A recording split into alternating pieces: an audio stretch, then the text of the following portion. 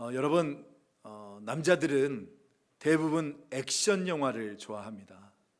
저도 어렸을 때부터 람보 시리즈 아세요?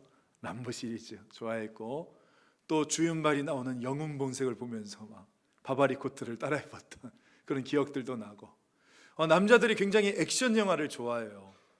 왜 그럴까 생각해 보니까 어떤 분이 그러시더라고요. 단순해서. 그 말도 맞는 것도 같고 반절은 맞는 것 같은데, 여러분, 말 그대로 액션, 그러니까 무언가를 계속 하고 있기 때문인 거죠. 여러분, 일 중심적인 사람들을 보면 뭔가를 하고 있지 않으면 불안하잖아요. 그래서 여러분, 성경을 볼 때에도 하나님이 무엇을 하시는 것에 집중을 합니다. 하나님이 만나를 내리시고, 그리고 하나님이 홍해를 갈라주시고, 여리고를 무너뜨리시고, 그러니까 이런 광경을 보면서 우리가 환호하지 않습니까?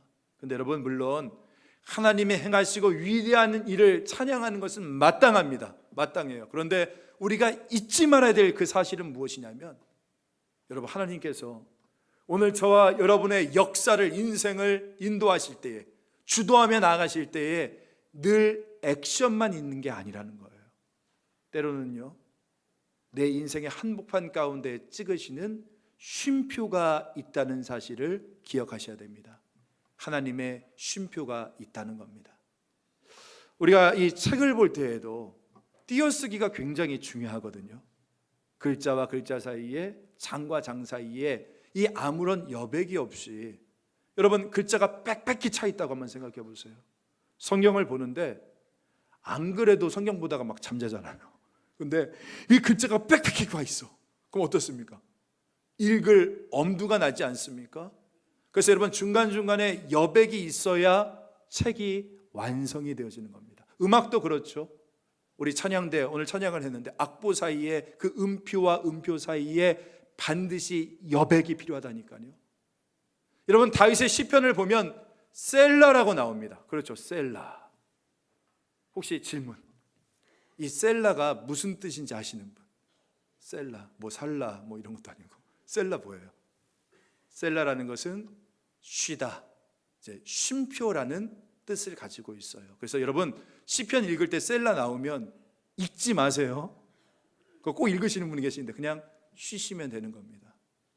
그러니까 처음에는 거친 숨을 몰아쉬며 자신의 고난과 분노와 그 억울함을 호소했던 이 다윗이 셀라, 이 쉼표를 반복하면서 그의 마음속에 평안이 회복되어지고 전과 다른 그 순전한 믿음과 성숙한 믿음들을 보여주지 않습니까? 여러분, 사실 우리 인생도 마찬가지죠. 여러분, 우리에게는 하나님의 쉼표가 필요합니다. 여러분, 우리는 우리 자신을 보면 늘 몰아쳐요. 그리고 막 굉장히 조급해하지 않습니까? 성과를 빨리 내야 된다라고, 원하는 결과를 즉시 얻어야 된다라고, 교회도 눈값 작세 붕 시켜야 된다라고, 기도 응답도 최대한 받을 수 있을 만큼 받아내야 된다라고. 여러분, 우리 한국인의 종특이라고 하잖아요. 종족의 특징, 그게 뭡니까? 빨리빨리 아닙니까? 빨리빨리 뭔가가 이루어져야 돼요. 이렇게 우리는 빨리빨리 내 시간, 내 때, 나의 타이밍이 중요하다고 생각하지만, 그런데 여러분, 우리가 신앙을 가지면 가질수록 깨닫게 되어지는 것이 무엇입니까? 아니, 내 시간이나 내 일정, 내 계획과는 다른 하나님이 찍으시는 쉼표가 있다라는 거예요. 내 인생 가운데. 최근에 서울 자가의 대기업 다니는 김 부장 이야기라는 드라마를 제가 참 재밌게 이렇게 본 적이 있습니다.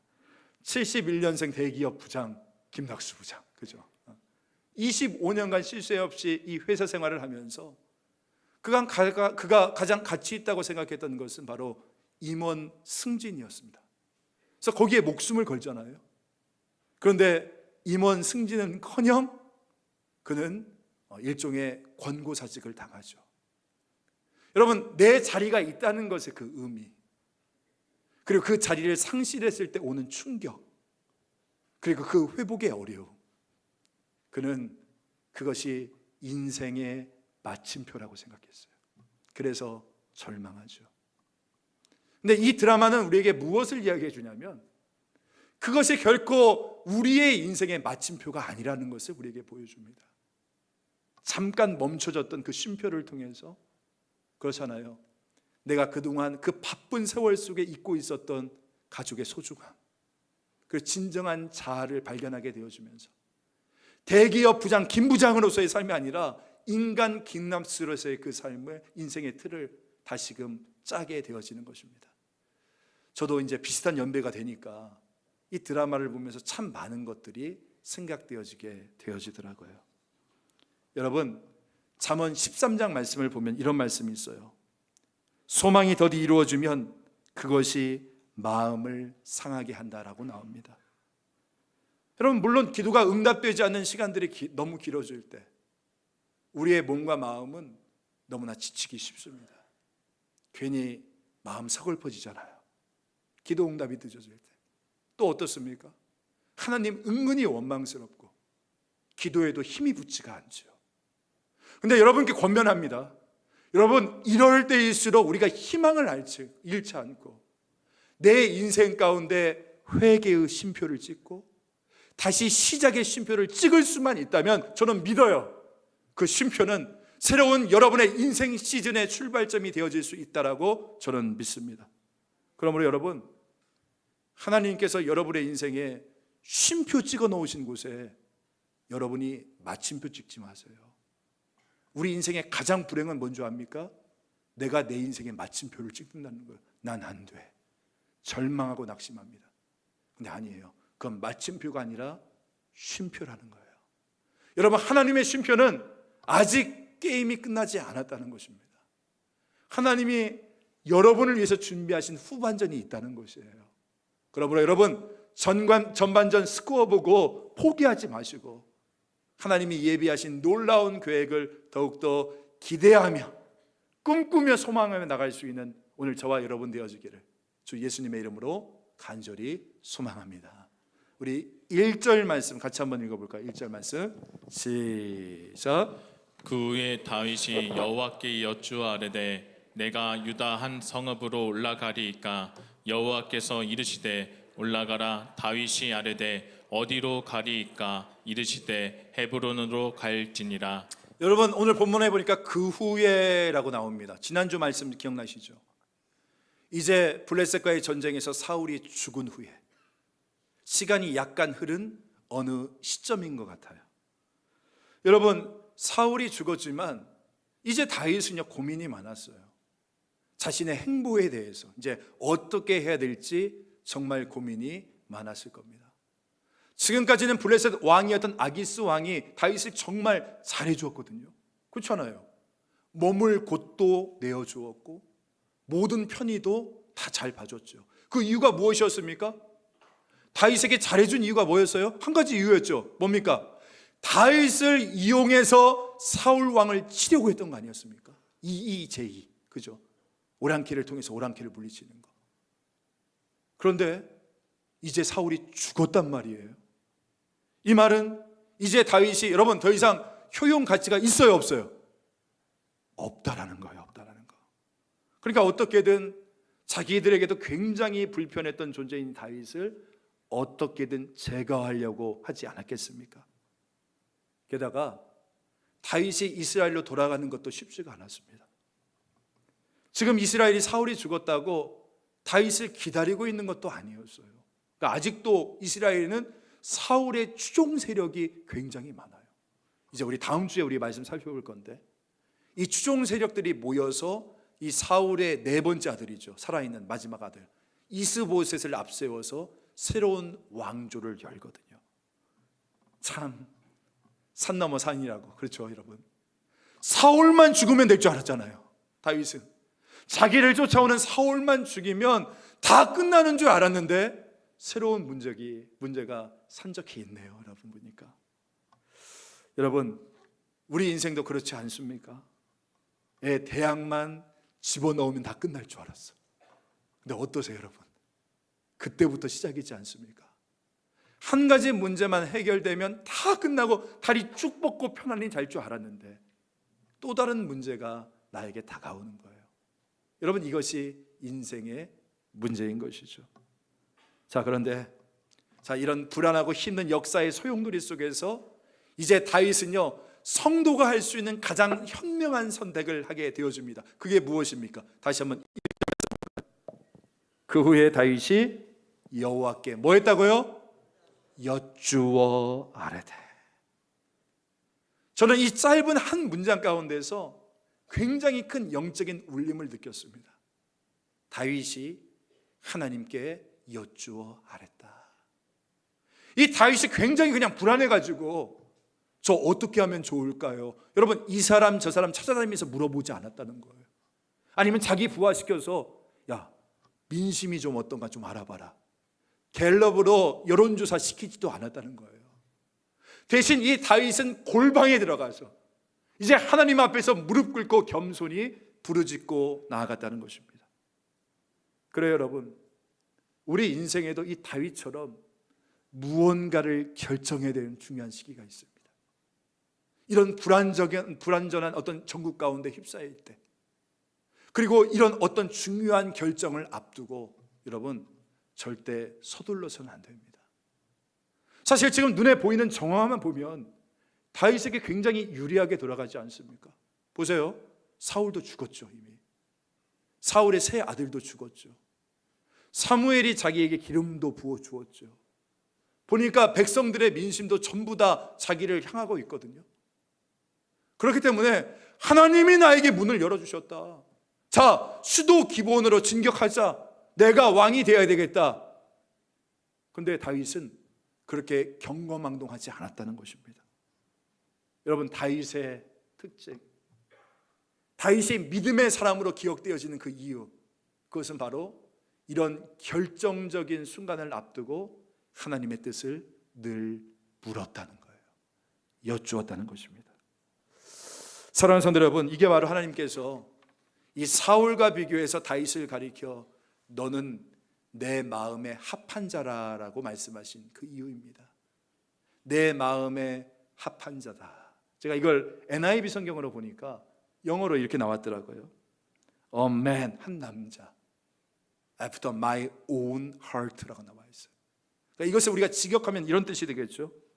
나의 마음 뒤에 있는 한 사람, 혹은 내 마음을 따라오는 사람. 그러니까 하나님보다 앞서지 않고, 여러분, 오늘 우리의 가장 큰 문제는 무엇입니까? 내가 하나님보다 앞선다는 거 아니에요? 그리고 하나님께는 그냥 도장만 찍어달라고 하죠. 내 계획, 내 생각, 내 일정, 이게 하나님보다 앞서 있어요. 그리고 하나님은 결제 서류에 도장만 찍어달라는 거예요. 나만 도와달라는 거예요.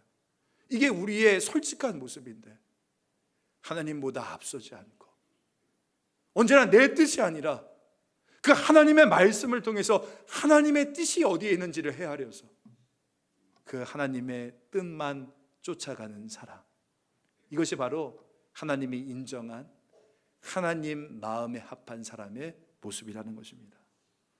여러분, 우리가 예수를 믿는다라고 이야기하잖아요. 예수를 믿는다. 뭐 하는 게 예수 믿는 겁니까? 이렇게 오늘 예배의 자리에 앉아 있으면 내가 그냥 예수를 믿는 겁니까? 아니죠. 예수를 믿는다는 것은 이제 내가 내 뜻과 내 소원이 아니라 나는 이제 내 인생의 주인 되시는 그 주님의 뜻을 따라 살겠습니다라고 고백하는 자들이 바로 우리 믿는 자들이지 않겠습니까? 그러므로 여러분, 우리가요, 하나님보다 앞서면 안 됩니다. 언제나 하나님이 우리 앞에 서시고 우리는 그분의 뒤를 따라가야 되는 거예요. 마차를 보면요, 마차를 말보다 앞서 해오지 않지 않습니까? 말이 마차보다 앞에 있어야 되잖아요. 여러분, 바늘하고 실도 보세요. 바늘이 앞에 있고 실이 따라와야 되지 않겠습니까? 마찬가지예요. 이 순서가 중요해요. 이 순서가. 하나님이 앞에 서 계시고 내가 그분의 뒤를 따라와야만이 꼬이는 것 없이 우리 인생의 질서가 딱 정연하게 잡히게 되어지는 거예요. 또한 하나님의 응답을 받고 가면 여러분, 뭐가 달라집니까? 내가 당당해져요. 떳떳해져요. 두려움이 없어요. 내 안에 더 분명한 믿음이 생겨요. 왜? 하나님이 개런티해 주시니까. 따라서 여러분들께 오늘 권면합니다. 첫 번째 권면이 이거예요. 여러분, 당연한 듯 보여도 기도하십시오. 혹시 지금 여러분 중요한 어떤 결정의 시점 가운데 있습니까? 12월이 그런 때잖아요. 내년에 어떤 중요한 계획을 세우는. 여러분 이때 하나님께 여쭈어하십시오. 그래서 그 기도를 통해서 내 뜻이 아니라, 내 소원이 아니라 하나님보다 앞서지 않고 그분의 뜻을 따라갈 수 있는 오늘 하나님 마음에 합한 저와 여러분 되어지기를 주 예수님의 이름으로 간절히 소망합니다. 아멘. 다윗이 묻습니다. 하나님, 제가 유다 한 성읍으로 올라가리이까? 하나님이 말씀하십니다. 올라가라. 그래서 다윗이 또 묻습니다. 그러면 어디로 올라가겠습니까? 그래서 하나님 말씀하십니다. 헤브론으로 올라가라 말씀하세요. 그런데 여러분 여기서 제가 오늘 본문의 말씀을 보면서 좀 의아했던 것이 무엇이냐면, 하나님께서 자 보세요, 사울이 다 죽었어요. 이제 왕이 벼 있는 상황이에요. 그러면 하나님께서 다윗에게 당시에 이스라엘의 수도였던 기브온, 이 기브온으로 올라가라라고 말씀하셨을 것 같은데, 하나님은 뭐라고 말씀하시냐면 12지파 중에 겨우 한 지파에 불과한 유다 지파에 속한 헤브론으로 올라가라고 해서 이제 다윗이요 반쪽짜리 왕이 되어집니다. 그러니까 여러분 지금 다윗이 군대를 데리고 자기의 사람들 데리고 이스라엘로 복귀해요. 그러면 우리 생각에는, 우리나라로 치면 자 수도 서울로 복귀해서 네가 왕의 자리에 올라라, 하나님이 그렇게 말씀하실 것 같은데, 여러분 이 헤브론은요 해발 900m가 높은 고지대 성읍입니다. 산으로 둘러싸여 있는 곳이에요. 우리나라로 치면 저기 아마 강원도 철원 정도가 되어질 것 같아요. 근데 수도 서울로 들어와라가 아니라 저 강원도 철원에 들어가라, 그렇게 말씀하시는 거예요. 그것도 무려 몇 년인 줄 아십니까? 7년 6개월이나. 이스라엘 전체 왕도 아니고 유다 지파만 다스리는 반쪽짜리 왕이 되게 하신 겁니다. 11절 말씀 한번 볼까요? 11절 말씀. 다윗이 헤브론에게 유다 족속의 왕이 된 날수는 7년 6개월이었더라. 여러분, 다윗이 지금까지 왕이 되려고 자그마치 10년 넘게 기다렸거든요. 정확히는 13년 이상 이 사울에게 쫓기는 도망자로서 광야에서 훈련받았고요, 10년 이상 하나님만 바라봤고요, 10년 이상 목숨을 걸고 자기에게 맡겨주신 그 사람들을 지켜왔잖아요. 그런데 하나님이 다윗에게 말씀하시는 거예요. 다윗아, 너 아직 아니야, 그렇게 말씀하시는 겁니다. 그러니까 다윗을 믿고 지금까지 그 고생하면서 여기까지 왔던 그 다윗의 부하들에게 다윗이 어떻겠어요? 자기의 입장이 얼마나 난처했겠습니까? 자기 자존심이 얼마나 상했겠냐라고요. 또 원수들은 그러지 않았겠습니까? 아니 그렇게 오래 기다려놓고 에게 겨우 반쪽짜리 왕이야. 이스라엘 전체를 다스리는 왕도 아니라 저 강원도 철원에서, 저 산지에서 12지파 중에 한 지파에 불과한 그 유다 지파만을 다스리는 왕이 되어졌다는 거예요. 그것도 무려 7년 6개월 동안. 여러분 반쪽이 뭐예요? 부족한 것, 연약한 것, 아직 완성이 안 된 것, 이게 반쪽 아닙니까? 그런데 제가 오늘 드리고 싶은 말씀은 이거예요. 여러분, 우리 하나님께서도 우리 인생에 때로는요 이 반쪽만 주실 때가 있다는 거예요. 그래서 이 반쪽에 우리가 머무르면서 하나님이 주시는 그때까지 기다려야 되는 때가 반드시 우리 가운데 있다라는 것입니다. 제가 아마 재작년으로 기억을 하고 있는데, 다니엘 기도회 여러분 아시잖아요. 다니엘 기도회 때 유종옥 사모님이라고 이 분이 나오셔서 이제 말씀과 함께 자기의 삶을 전해주시는데요, 제가 여러분 한번 유튜브에서 한번 들어보세요. 제가 굉장히 개인적으로 큰 은혜를 받았습니다. 이분이 서울역에서 노숙자 사역을 하시는 사모님이신데 말씀을 전하시는데 이런 이야기를 이제 해주시는 거예요. 같이 사역하는 부부가 있었대요. 그런데 이 부부가 유종옥 사모님을 배신한 거예요. 그러니까 어떻게 배신을 했냐면, 이 사모님의 표현 그대로 제가 말씀을 드릴게요. 이 부부가 너는 노숙자 사역을 빙자해가지고 네 배나 불리는 나쁜 도둑 X다, 이게 편지를 써가지고 5페이지짜리 편지, 이 투서를 보낸 겁니다. 여러분 생각해 보세요. 아니 원수도 아니고 그동안 지금까지 자기를 믿고 의지했던 동역자가 자기의 그 선의를 악의로 왜곡하니까 얼마나 억울하겠어요. 그래서 이 사모님이 그 5페이지짜리 투서를 읽고 너무나 화가 가지고 답변을 썼는데 무려 15장짜리 편지를 쓰게 된 거예요. 15장. 그리고 이 편지를 가지고 봉투에 넣으려고 하니까 너무나 두꺼워. 그래서 안 들어가는 거예요. 그래서 일반 봉투에는 안 들어갑니다. 그래서 우체국을 갔어요.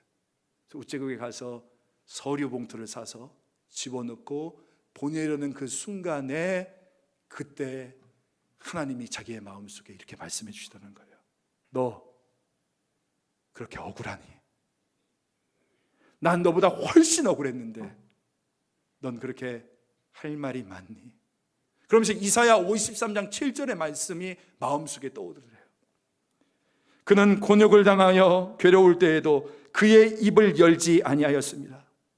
마치 도수장으로 끌려가는 어린 양과 털 깎는 자 앞에서 잠잠한 양같이 그의 입을 열지 아니하였도다. 나는 괴로울 때도 입을 열지 않았는데 너는 이렇게 말이 많구나. 어떻게 5페이지짜리 이 편지를 읽고 너 15장짜리 편지를 쓸 수 있니? 너 그렇게 억울한 거 당하는 일을 못 참겠니? 네 자신을 증명하기 위해서 네 인생을 그렇게 허비해야 되겠니? 이 음성이 마음속에 들기 시작하는데 그때 이 사모님이요, 우리 주님께 너무나 죄송해가지고 그 자리에 주저앉아 펑펑 울면서 그 편지를 찍기 시작했다는 거예요. 주님 진짜 죄송하다라고. 주님 정말 죄송합니다. 그러면서 자기의 사역을 뒤돌아보니까, 자기의 인생을 돌아보니까 그동안 노숙자 사역을 하면서 받았던 그 사람들의 무시, 그 곱지 않은 시선, 재정적인 어려움, 그리고 고난, 이 모든 것은 전부 다 자기가 다 견딜 수 있었는데 나 이 자존심만은 지켜야 된다라고. 그러면서 자기가 살아왔었다는 거예요. 내가 핍박도 참아, 궁핍도 참아, 가난함도 참아, 곤고도 참아, 약한 것도 참아. 그런데 내 자존심이 깨지는 것은 절대 못 참아. 나에게 마지막 남은 것이 내 자존심인데, 이 자존심이 나의 반쪽인데 내 반쪽이 날아가 버리고 내 자존심이 뭉개지면서까지 주님, 저 주님의 일 못해요, 그러고 있는 그 정말 자기의 그 모습이 하나님께서 보여주셨다는 거예요. 그래서 유종옥 사모님이 거기서 깨지신 거예요. 그래서 주님께 고백하는 거예요. 주님, 저 이제 능욕을 받아도, 제가 반쪽이 되어도, 제 자존심이 깨져도, 제가 이 반쪽의 자리에 있어도 그 자리에서 주님 사랑하며 신실하게 섬겨나갈게요. 그렇게 고백을 하게 되었다고 해요. 그리고 한참이 지나고 나서 자기에게 투서를 보냈던 그 부부가 찾아오더니 사모님 정말 죄송하다라고, 잘못했다라고 그러면서 사과를 했고, 나중에는 이제 이 서울역에서 노숙자 사역을 하는데 그 두 분이 마치 브리스길라와 아굴라처럼 이 사모님을 가장 가까이서 도우는 오른팔과 왼팔이 되었다, 그 이야기를 들려주시더라고요. 주 안에서 사랑하는 성도 여러분, 저와 여러분에게 하나님께서 반쪽만 주시는 이유가 뭘까요? 아니 기왕 왕으로 앉힐 거면 기브온에 앉혀주셔야죠. 이스라엘 전체 왕으로 앉히셔야 돼요. 왜 또 다윗에게, 광야에서 13년간 고생했던 다윗에게 또 이 헤브론에서의 7년 6개월을 허락하시는 겁니까? 우리는 잘 모르겠어요. 사실 잘 모르겠어요. 그런데 제가 오늘 이 말씀을 묵상하면서 깨닫게 되어지는 것은 무엇이냐면, 그 경험이 우리에게 반드시 필요했기 때문에, 그 경험이 오늘 우리에게 더 좋은 결과를 가져올 수 있기 때문에, 그래서 하나님께서는 때로는 우리에게 반쪽의 자리만 허락해 주시는 거예요. 그래서 우리가 가끔 이런 말 하지 않습니까? 별꼴이 반쪽이야. 그렇죠? 여러분 이게 부정적인 말 같죠? 별꼴이. 근데 여러분 우리는 누구예요? 신자잖아요. 신자는 어떤 사람이냐? 다른 해석을 하는 사람이거든요. 그러니까 여러분 이것을 은혜의 메시지도 좀 받았으면 좋겠어요. 하나님이 나에게 필요하니까. 지금 우리는 이유를 몰라요. 하지만 우리 하나님 선하신 거 있잖아요. 그 하나님이 지금 나에게 가장 필요하기 때문에 바로 이 반쪽을 허락해 주신다. 믿으십니까? 오늘 그 믿음을 가지고 한번 옆에 계신 분들과 인사 한번 나누겠습니다. 별꼬리 반쪽이네요 하면서. 별꼬리 반쪽. 여러분, 다윗은 이 7년 6개월을 반쪽짜리 왕으로, 별꼬리 반쪽인 인생으로 살아가면서 하나님의 때를 기다렸어요. 오늘 여러분들도 그 자리에 계시는 분들이 있을지 모르겠어요. 지금 내가 원하는 것은 이 자리가 아닌데 마치 나를 좌천시킨 것처럼. 여러분, 그렇잖아요. 지금 7년 반이 늦어요. 꽤 늦은 겁니다. 여러분, 이스라엘의 초대 왕이었던 사울이 30살이거든요. 지금 다윗하고 똑같은 나이예요. 30살에 이스라엘 전체의 왕이 되었어요, 사울은. 근데 거기에 비하면 다윗은 7년 6개월이 늦어요. 여러분, 사회생활 다른 사람보다 7년 늦는다고 생각해 보세요. 여러분의 자녀가 대학 입시 다른 애보다 늦는다고 생각해 보세요. 직장생활 다른 애보다 늦는다고 생각해 보세요. 얼마나 마음이 조급해요. 그리고 불안하지 않습니까? 그런데 여러분, 하나님의 방법은 우리의 방법과 다릅니다. 믿으십니까? 하나님의 길은 우리의 길과 다르시다는 거예요. 여러분, 우리 하나님 어떤 분이십니까? 우리에게 가장 좋은 것이 언제 필요한지를 아시는 분이 우리 하나님이시지 않습니까? 사실 저도 그렇더라고요. 여러분 아십니까? 나에게 가장 지금 필요한 것이 무엇인지, 나에게 가장 좋은 것이 무엇인지 여러분 아세요? 저는 모르겠더라고요. 근데 우리 하나님께서는 나에게 지금 가장 필요한 것이 무엇인지, 나에게 가장 좋은 것이 무엇인지를 정확히 아시고 주시는 아버지시라는 거예요. 이것을 믿음으로 붙잡고 나아갈 수 있는 저와 여러분 되어지기를 간절히 소망합니다. 여러분, 좀 고급스러운 일식집에 가보면 오마카세라고 있어요. 용어 들어보셨습니까? 오마카세. 갑자기 먹고 싶은데 또 오마카세. 이 오마카세가 무슨 뜻이냐면 한국말로 맡긴다라는 뜻을 가지고 있어요. 그래서 여러분, 오마카세 하면은요, 내가 메뉴를 보고 주문하는 거 아니에요. 그냥 주방장이 주는 대로 먹는 거예요. 우리 남편들도 그러잖아요. 오마카세 맨날 집에서 먹네. 주는 대로 잔말 말고 먹는 거예요. 오마카세 하면 얼마의 돈을 주면 이 주방장이 그날 제일 신선한 재료로 만든 가장 좋은 음식, 가장 맛있는 것을 주겠지. 이것을 100% 믿는 겁니다. 그런데 이 오마카세가 조금 비싸대요. 그래서 저도 안 먹어봤거든요. 안 먹어봤다고요. 뭐 사달라는 그런 것은 아니니까 부담스러워하지 마시고 여러분도 한번 드셔보세요. 오마카세. 여러분, 제가 설교 때 일본말을 좀 사용해서 좀 그렇지만 제가 드리고 싶은 이야기는 이거예요. 여러분, 우리 신앙에서도 하나님 앞에서 무조건 오마카세가 되어야 되는 거예요. 여러분, 우리 하나님께서는 우리 인생의 완벽한 주방장 되십니다. 믿으십니까? 우리 인생의 완벽한 요리사가 되신다는 거예요. 그래서 내 인생 가운데 지금 무엇이 가장 필요한지를 주님께서 아시고 주님께서는 나에게 가장 좋은 것으로, 가장 완전한 것으로 인도하여 주시는 줄 믿으시기를 간절히 소망합니다. 말씀을 정리합니다. 여러분, 당연한 것처럼 보여도 기도하십시오. 지금 혹시 중요한 어떤 결정의 순간 가운데 계십니까? 오늘 다윗을 기억하십시오.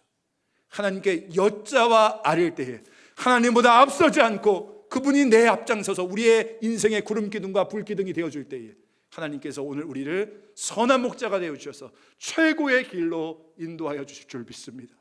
혹시 헤브론에 머무셨습니까? 절망하지 마십시오. 여러분, 저는 이렇게 받아들였거든요. 헤브론에서 7년 6개월을 머물렀대요. 이 말은 무슨 뜻이냐면 끝나는 시간이 있다는 거예요. 끝나는 시간이 있어요. 헤브론의 시간이 마치는 시간이 있다는 거예요. 여러분, 이 영적 7년 6개월의 시간 속에서 하나님을 전적으로 신뢰하면서 그 반쪽의 자리에 머물며 하나님의 때를 기다리십시오. 하나님의 카이로스의 때가 반드시 여러분의 인생 가운데 임하는 순간이 있을 것입니다. 인내하면서 하나님을 신뢰하며 바라보고 나갈 때 가장 좋은 길로, 가장 완전한 길로 이끄시는 하나님의 손길을 경험하게 되어질 줄 믿습니다. 지난주에 한 동기 목사님하고 전화를 했는데 한 교회에서 청년부 지금 파트 목사를 하고 있어요. 그런데 지난주였나요? 담임 목사님이 교회의 사정이 어려워서 이번 달까지만 하고 사역 그만두라고 이제 그 이야기를 들었다는 거예요. 그런 말 하더라고요. 나는 워낙 이런 거 많이 경험하니까. 그러면서도 마음이 너무 힘들다는 거예요. 우리 순간에 또 그런 순간들이 있지 않습니까? 근데 여러분, 이게 하나님의 마침표가 아니에요. 하나님이 찍으시는 쉼표입니다. 반드시 하나님은 저와 여러분에게 가장 좋은 그 하나님의 역사를 지금 이 순간 준비하고 계신다. 그 하나님을 믿으며 오늘 또 인내하며 주님만 따라갈 수 있는 저와 여러분 되시기를 주 예수님의 이름으로 간절히 축원합니다.